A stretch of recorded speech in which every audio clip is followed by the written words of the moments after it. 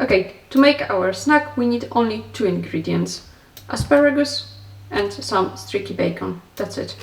Right now we just take 2 asparagus, 1 bacon, roll it all over and put it on the baking tray. That's it. And do the same with the rest. And right now they are ready. We can add some flavor to them. I like to use flavored oil. I'm using right now chili flavor, olive oil. Just small drips, not much. And pepper.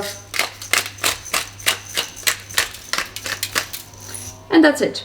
We put them in the oven in 180 degrees Celsius, and for how long? Usually no longer than 1 hour, but it's difficult to say. When you see that the bacon is nice and crispy, it means they are ready. And that's it. Okay, so that's how they look like straight from the oven. I transfer them to the serving dish because I like to put some Parma cheese grated on top of them so it melts while they are still hot.